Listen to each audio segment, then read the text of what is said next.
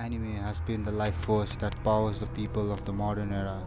Some people claim the anime, but only few are built on it, consuming every form like a drugged out addict looking for his next fix, scavenging the planes, snorting and sniffing around forums, peeking at random gifs online. Anime has been this grand playstone in the pop culture spectrum, competing itself with Western animation and even well established studios. I know, because my anime list will never shut the fuck up about how Mugen Train over the box office this weekend. But today we are not here to talk about the masterpieces and the popular shows. We are here to dial things back to a time when anime was in its infancy. When being called an anime didn't bring you clout and friends, it got you judgmental stares by people at your local playground and concerned mothers asking their kids, why are the eyes so fucking huge? Anime was not the household term that it is today.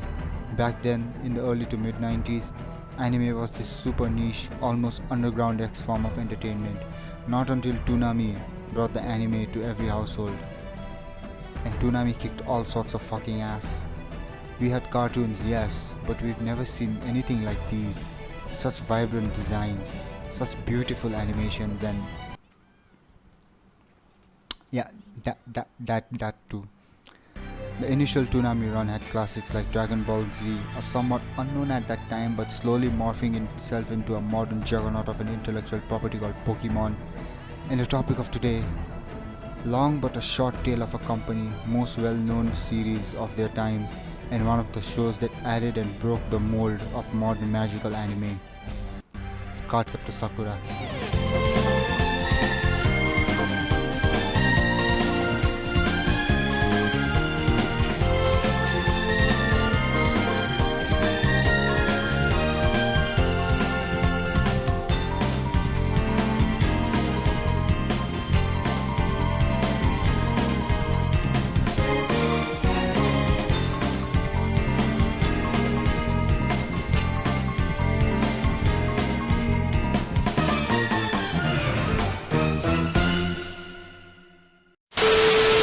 These are the Guardians of Earth. Card Captors, Monday, June 4th at 5. It's all in the cards.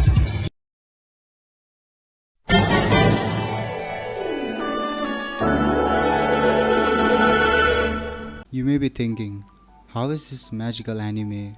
Why are there so many action happening? Why is this man so tall? You may also be on the conclusion that this magical girl anime isn't like the other magical girl animes. It's almost like the creators had no idea about how to make a magical girl anime.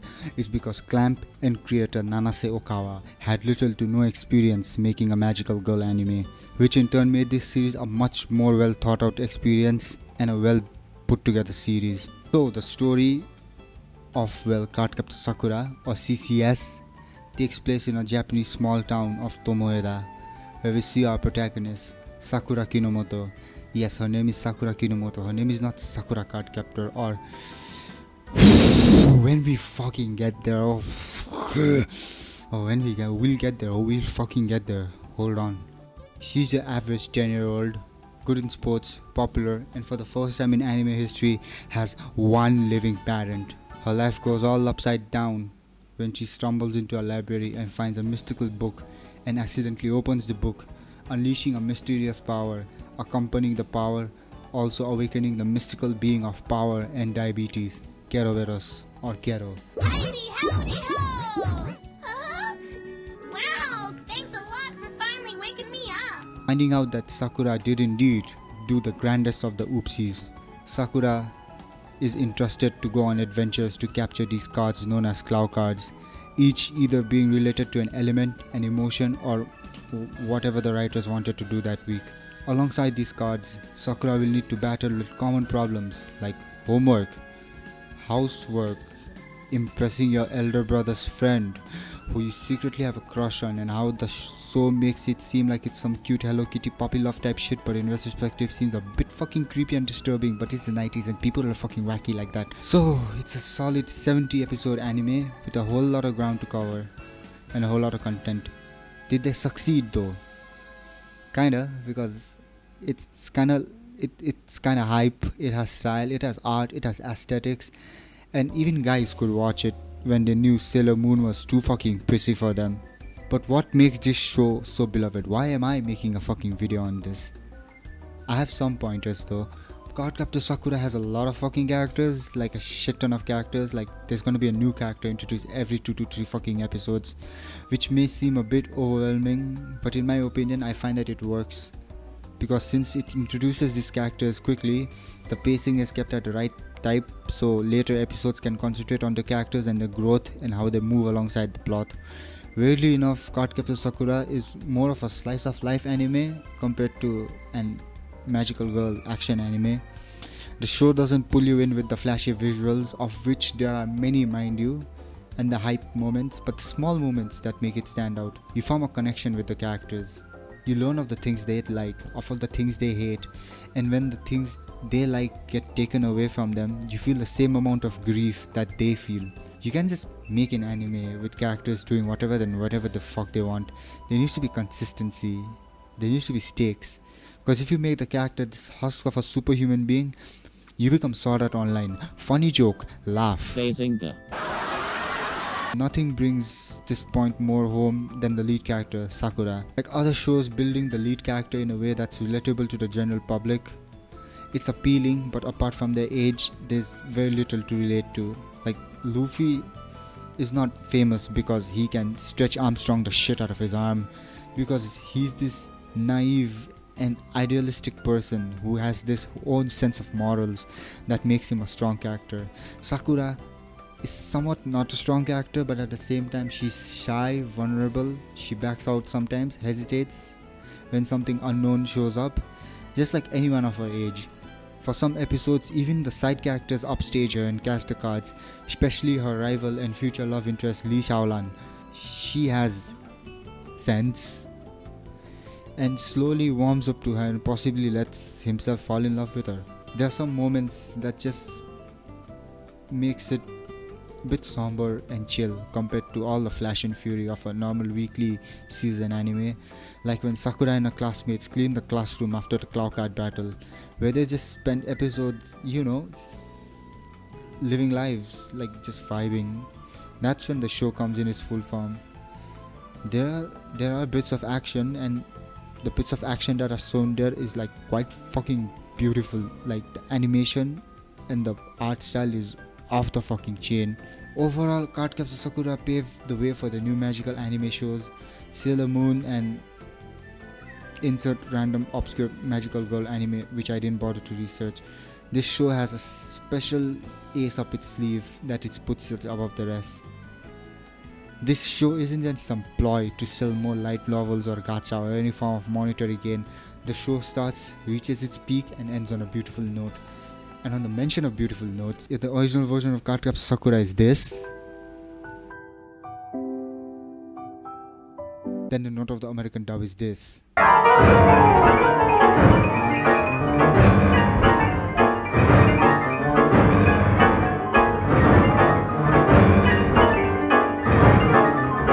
Dubs are hit and miss. Sometimes you get a Cowboy Bebop or a Bakano, and other times you get this. Ah, thanks! Cardcaptor Sakura dub is what we call a fucking trash fire rolling off a cliff into an orphanage, and that's putting it lightly. The dub makes Sakura sound like a midlife crisis mother trying to sound hip. So, you've got an idea for our project? Yes, I do. Yero sounds like every anime person, like literally every anime person. Ah, it's a beautiful day, huh, Cardcaptor Sakura? Kiro, I told you I can't be a card captor. But the greatest sin the show commits are these following fucking sins. Cardcaptor Sakura is kinda also, it's like a whole ass package, but at the same time it has excellent fucking music. The bass OST and the opening and ending themes have got to be the best fucking songs and the best fucking OST alongside Gurren Lagann, every Shinichiro Watanabe show and Guilty Crown. What did the American dub do?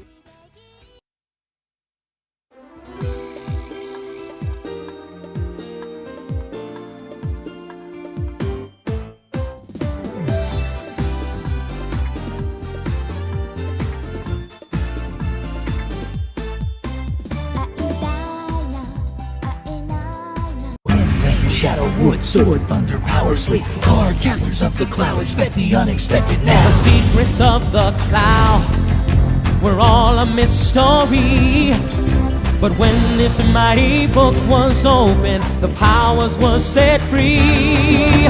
Card captors, a mystic adventure. Card captors, a quest for all time. This generic ass fucking chant makes no sense. It has no characters, and why is there rapping in the fucking opening? Why is there rap? You may be thinking, why I didn't put much emphasis on the bass? Because unlike the bass Cardcaptor Sakura, the American dub just shits all over its legacy. Okay, hear me out.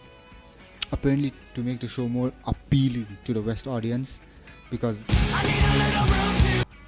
they decided to cut at least 30 fucking episodes out. They cut 30 fucking episodes. Yes, the slow trickle of Sakura learning to be more confident in her power, gone. Her friends and the weird episode of one of them crushing on the teacher, gone, which I cannot understand. Toya and the reveal that he dated Sakura's teacher, gone. Establishment of Shaolan and Sakura as rivals, only to learn that they both slowly learn to trust each other, acknowledging their strengths and in time learning to grow as card captors and in turn loving each other. Tekken 3 secret character, guess what? Gone. Also, the fucking names are fucked up for some reason. I know it's a bit of a fucking nitpick, but listen to me. In the base show, her name is Sakura Kinomoto. Guess what her name's in the fucking dub? Her name's Sakura Avalon. Avalon, yes. Where I'm from, it's Avalon is the name of a footwear company. Her friend's name, Tomoyo Daidoji, it's Madison. Fucking Madison. You have half the name of a fucking Adam Sandler character. Who did this? Also, maybe if you saw Clear Card, which is somewhat like a prologue to the original Cardcaptor Sakura, you may see Sakura and Shaolin finally meeting together after a long time, because that's kind of a somber and a heartfelt moment. You don't fucking know that, because the dub removed all that and just made them rivals. They removed the last episode where Shaolin confesses his feelings. This dub, physically, it hurts me. It grows tumors in my brain every time I remember the dub. So is Cardcaptor Sakura a good show? Fuck yes. The base dub, Animax dub, is where you'll get the intended experience or get a sub collection. Paved the way for a lot of magical shows and in turn made Cardcaptor Sakura Clamp's beacon for anime excellency. The show is kinda long. For 70 episodes, it's a lot of fucking content, but you know what? It's a lot of good content. It's a content that you actually want to see. Like, Cardcaptor Sakura is not just your flash in the pan 12 episode, oh, buy the fucking manga, buy the fucking light novel shit. That's not what Cardcaptor Sakura is. It has a beginning, a middle, and an end, and that's what it fucking matters. Cardcaptor Sakura, the art style, beautiful. Music, beautiful. Story, somewhat beautiful. If you don't see the fucking horrible fucking dub.